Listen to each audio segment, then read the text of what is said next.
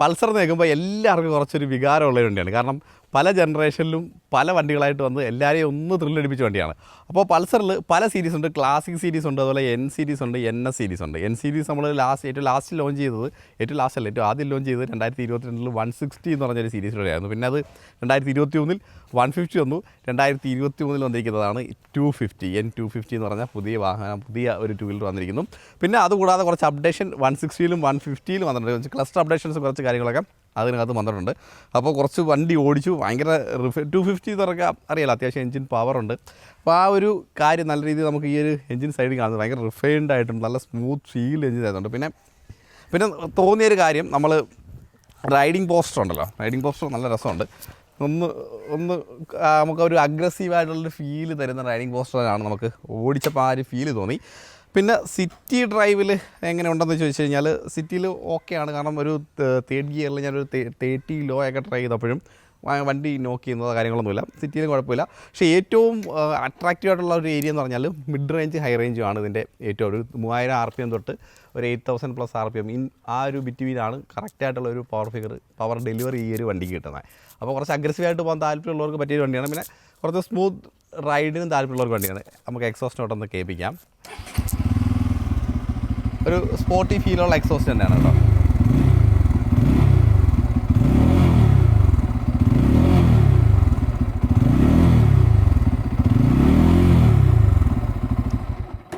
ആ എക്സോസ്റ്റ് നോട്ടിൽ പോലും ആ ഒരു റിഫൈൻമെൻറ്റ് നല്ല രീതിയിൽ കാണാൻ പറ്റുന്നുണ്ട്. വൈബ്രേഷൻസോ കാര്യങ്ങളൊന്നും ഇങ്ങനെ എടുത്ത് പറയേണ്ട കാര്യങ്ങളൊന്നുമില്ല.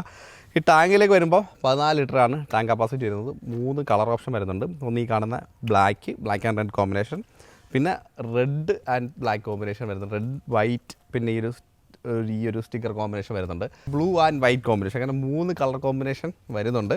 പിന്നെ സീറ്റ് കാര്യങ്ങളൊക്കെ അതിനെക്കുറിച്ച് ഡീറ്റെയിൽ ആയിട്ട് നമുക്ക് പറയാം.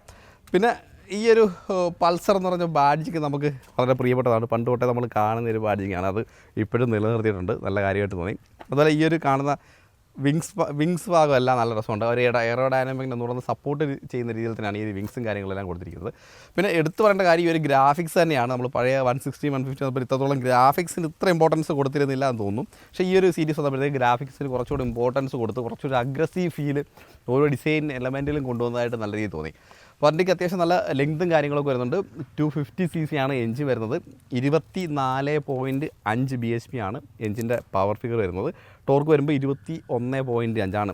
ഒരു 3000 to 8000 RPM ആണ് നമുക്ക് ഈ ഒരു പവർ ഡെലിവറി കിട്ടുന്നത്. അപ്പം അത്യാവശ്യം നല്ലൊരു റിഫൈൻമെൻ്റ് ആണ് എൻജിൻ്റെ ഭാഗത്ത് നമുക്ക് ത്രൂ ഔട്ട് ഓടിച്ചപ്പോൾ കിട്ടുന്നത്. പിന്നെ എൻജിൻ കൂളിങ്ങിൻ്റെ ഭാഗമായിട്ട് റേഡിയേറ്ററും കാര്യങ്ങളാണെന്ന് കണ്ടല്ലോ, റേഡിയേറ്ററും കാര്യങ്ങളെല്ലാം കൊടുത്തിട്ടുണ്ട്. അപ്പം ഇതുമായിട്ട് മേറ്റ് ചെയ്തിരിക്കുന്നത് 5 സ്പീഡ് ഗിയർ ബോക്സ് ആണ്.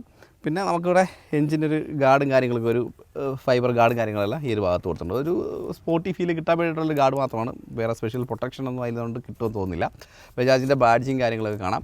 ഇനി ഒരു വീൽ ബേസ് നോക്കുകയാണെങ്കിൽ സെഗ്മെൻറ്റിലെ ഏറ്റവും ബെസ്റ്റ് എന്ന് പറയാൻ പറ്റത്തില്ല. ഈ ഒരു സെഗ്മെൻറ്റ് വെച്ച് നോക്കുമ്പോൾ ഒരു reasonable wheel base 1342 mm wheel base വരുന്നുണ്ട്. പിന്നെ ഗ്രൗണ്ട് ക്ലിയറൻസ് നമ്മുടെ ഇന്ത്യൻ റോഡ് കണ്ടീഷന് വളരെ ആവശ്യമുള്ളൊരു കാര്യമാണ്. 165 mm ഗ്രൗണ്ട് ക്ലിയറൻസ് വരുന്നുണ്ട്. അതും ഈ ഒരു സെഗ്മെൻറ്റ് പല വണ്ടികളുമായിട്ട് കമ്പയർ ചെയ്യുമ്പോൾ ഓൾമോസ്റ്റ് ഓക്കെ എന്നുള്ളൊരു പൊസിഷനിലാണ് അത് നിൽക്കുന്നത്.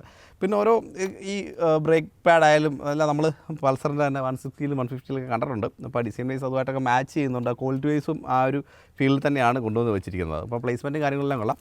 പിന്നെ എക്സോസ്റ്റിലേക്ക് വരുവാണെങ്കിൽ ഒരു ചെറിയൊരു എക്സോസ്റ്റാണ്. എക്സോസ്റ്റ് നോട്ട് നിങ്ങളെ കേൾപ്പിച്ചു. ഓവർ സൈസ് ഒന്നുമല്ല, വളരെ ഈ ഒരു വണ്ടിയുടെ ഡിസൈന് മാച്ച് ചെയ്യുന്ന ഒരു എക്സോസ്റ്റ് തന്നെയാണ് ഇതിൽ കൊടുത്തിരിക്കുന്നത്. സിംഹാം പാറ്റേൺ കൊള്ളാം. പിന്നെ അതുപോലെ ബാക്കിൽ നമ്മുടെ സസ്പെൻഷൻ നോക്കുകയാണെങ്കിൽ മോണോഷോക്കാണ് കൊടുത്തിരിക്കുന്നത്, അഡ്ജസ്റ്റബിൾ ആണ്. അപ്പോൾ നമുക്ക് ഈ ഒരു സെഗ്മെൻറ്റിൽ അത്യാവശ്യം നല്ല വീതി കൂടിയ ടയർ തന്നെയാണ്. 160 150 ഒക്കെ അപേക്ഷിച്ച് നോക്കുമ്പോൾ നല്ല വീതി കൂടിയ ടയർ ഇതിലേക്ക് കൊണ്ടുവന്നിട്ടുണ്ട്. ടയർ പ്രൊഫൈൽ നോക്കുകയാണെങ്കിൽ 140/70, വീൽ സൈസ് വരുമ്പോഴത്തേക്ക് 17 ഇഞ്ചാണ് വരുന്നത്. അതുപോലെ നമ്മുടെ ഡിസ്ക് ബ്രേക്കിൻ്റെ വലുപ്പം വരികയാണെങ്കിൽ 230 mm വലുപ്പമുള്ള ഡിസ്ക് ബ്രേക്കാണ് ബാക്കിൽ കൊടുത്തിരിക്കുന്നത്. ഡ്യുവൽ ചാനൽ ABS കാര്യങ്ങളൊക്കെ വണ്ടിയിൽ അവൈലബിൾ ആണ്. പിന്നെ ട്രാക്ഷൻ കൺട്രോൾ അങ്ങനെയുള്ള കുറച്ച് ടെക്നിക്കലായിട്ട് നമുക്ക് വണ്ടിയുടെ റൈഡിങ്ങിന് വേണ്ടുന്ന കുറേ കാര്യങ്ങൾ വണ്ടിയിൽ ആഡ് ഓൺ ചെയ്തിട്ടുണ്ട്. ഇനി നമ്മുടെ ടെയിൽ ലാമ്പിലേക്ക് വരികയാണെങ്കിൽ LED ടെയിൽ ലാമ്പാണ്. ഡിസൈൻ സ്ട്രക്ചർ നമുക്ക് പരിചിതമാണ്. ഈവൻ ഇൻഡിക്കേറ്റർ നമുക്ക് പരിചിതമായ ഒരു സ്ട്രക്ചർ കണ്ടീഷനാണ് ഇൻഡിക്കേറ്ററിൻ്റെ ഭാഗത്തേക്ക് വന്നിരിക്കുന്നത്. അതുപോലെ നമ്മുടെ ഗ്രാബ് ഹാൻഡിൽ പോലും ആ ഒരു നമുക്ക് പൾസറിൽ 160 150 കാണുന്ന പോലത്തെ ഉള്ളൊരു ഗ്രാബ് ഹാൻഡിലും ഇവിടെയും കൊടുത്തിട്ടുണ്ട്.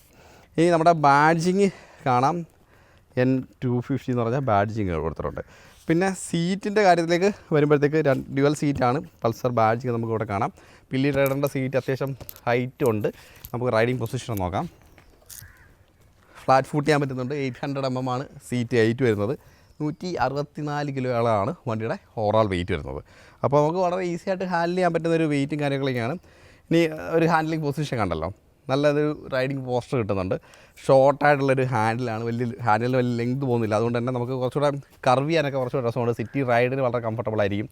പിന്നെ ഒരു ലോങ് ടൂർ ചെയ്യുന്ന സമയത്തും കുറച്ചുകൂടെ ഒരു നല്ല ഫീൽ ഗുഡാണ്. ഒരു വലിയ പ്രശ്നമോ കാര്യങ്ങളൊന്നും അതിനകത്ത് വരുന്നില്ല. പിന്നെ മിറർ വരുമ്പോഴത്തേക്ക് അത്യാവശ്യം വൈഡറായിട്ടുള്ള മിറർ, അത്യാവശ്യം ഡിസൈൻ വൈസും മിറർ അട്രാക്ഷനാണ്.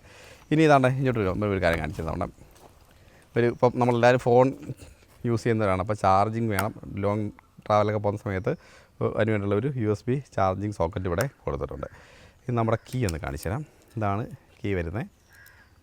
ബജാജിൻ്റെ തനതായ ഒരു കീ തന്നെ ഇതിനകത്ത് കൊടുത്തിട്ടുണ്ട്. ബജാജിൻ്റെ ബാഡ്ജിങ് നമുക്ക് കീയിൽ കാണാം. ഈ ക്ലസ്റ്ററിനകത്ത് കുറേ കാര്യങ്ങൾ പറയാനുണ്ട്.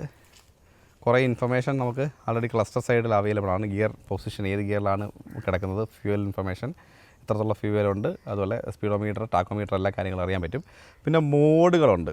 ഇപ്പോൾ നമ്മൾ ഓഫ് റോഡ് മോഡിലാണ്. ഇത് നമ്മുടെ ABS മോഡാണ് കേട്ടോ. നമ്മൾ റൈഡ് മോഡല്ല. സാധാരണ നമ്മളിങ്ങനെ വിചാരിക്കുമ്പോൾ നമ്മൾ റൈഡ് മോഡെന്ന് വിചാരിക്കുക. ഇത് ABSൻ്റെ മോഡാണ്. അപ്പോൾ ഇതിനകത്ത് നമുക്ക് ട്രാക്ഷൻ കൺട്രോൾ ഓൺ ചെയ്യാനും ഓഫ് ചെയ്യാനും പറ്റും. ഈ ഓഫ് റോഡ് മോഡിൽ ഈ സ്വിച്ച് ഉപയോഗിച്ചിട്ടാണ് നമുക്ക് മോഡ് കൺട്രോൾ ചെയ്യുന്നതും അതുപോലെ ട്രാക്ഷൻ്റെ മോഡ് സ്വിച്ച് ചെയ്യുന്നത്. ഇനി അടുത്ത് നോക്കുകയാണെങ്കിൽ ഡബിൾ ടാപ്പ് ചെയ്യുമ്പോൾ നമുക്ക് റോഡ് മോഡ് വന്നു.